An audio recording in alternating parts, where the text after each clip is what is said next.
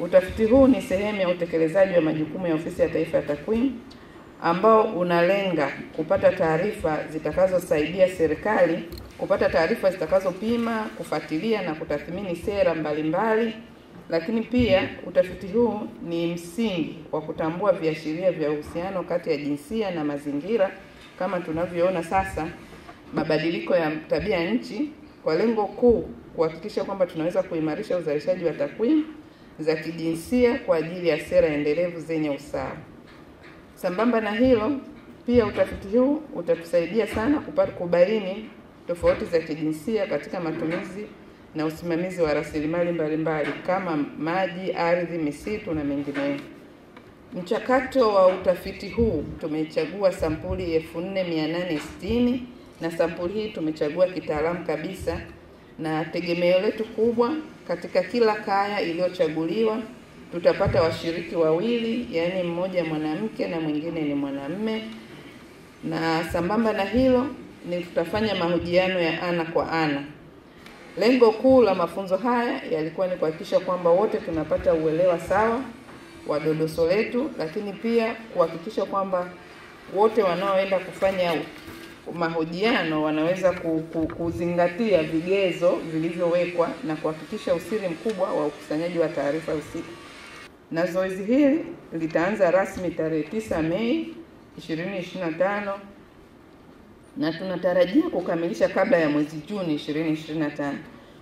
Serikali imejiandaa kufanya utafiti wa jinsia na mazingira kwa mwaka 2025 ambao dhumuni lake kuu ni kukusanya taarifa juu ya uhusiano kati ya jinsia na mazingira katika muktadha wa mabadiliko ya tabia nchi wenye lengo la kuimarisha uzalishaji wa takwimu za mazingira zilizochambuliwa kijinsia zinazoweza kutumika katika kupanga na kutekeleza sera za maendeleo endelevu zenye kuzingatia usawa wa kijinsia. Wanawake na wanaume wanahusiana na mazingira kwa njia tofauti. Wanahusiana kuanzia tangu upatikanaji wa rasilimali za asili na namna wanavyoathiri na kuathirika na mabadiliko ya tabia nchi.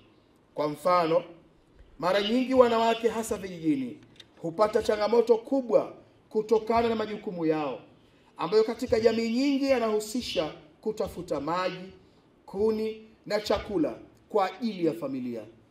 Hali hii huwafanya kuwa na mwingiliano wa karibu zaidi na mazingira ili kuhakikisha kuwa familia zao zinaendelea kupata mahitaji ya lazima. Kwa upande mwingine, wanaume huathirika kwa njia tofauti, mara nyingi kupitia athari kwa ajira zao katika sekta kama za kilimo, uvuvi. Hivyo sera na mipango ya kukabiliana na mabadiliko ya tabia nchi inapaswa kuzingatia tofauti hizi za kijinsia ili kuhakikisha usawa wa kijamii na ufanisi wa juhudi za ulinzi wa mazingira. Aidha, utofauti kati ya wanawake na wanaume unaathiri pia namna kila mmoja wao unavyoshiriki katika maamuzi kuhusu masuala yanayohusiana mazingira kwa ujumla wake. Sambamba na hayo, wanawake wengi hasa wa maeneo ya vijijini hutegemea kuni na mkaa kwa ajili ya kupikia, ambazo kitaalamu tunaziita nishati chafu za kupikia, hali inayochangia kwa kiasi kikubwa ukataji wa miti, uharibifu wa misitu ya asili na kusababisha athari kubwa mabadiliko ya tabia nchi, hususan kupungua na kuongezeka kwa mvua, joto kali na kadhalika, sambamba na kuibuka kwa maradhi mbalimbali. Ni katika misingi hiyo, Ofisi ya Taifa ya Takwimu iliweka dhamira ya kufanya utafiti wa jinsia na mazingira kwa lengo la kuziba pengo la takwimu lililopo ili kuwezesha kutunga sera bora na kuchochea maendeleo jumuishi na endelevu nchini Tanzania. Utafiti huu ni wa kwanza kufanyika hapa nchini na barani Afrika.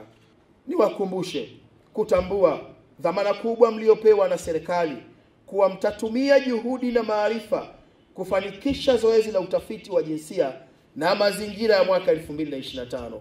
Ikumbukwe kwamba kipimo cha mafanikio ya kazi yenu kitaonekana dhahiri wakati wa utoaji wa matokeo ya utafiti huu.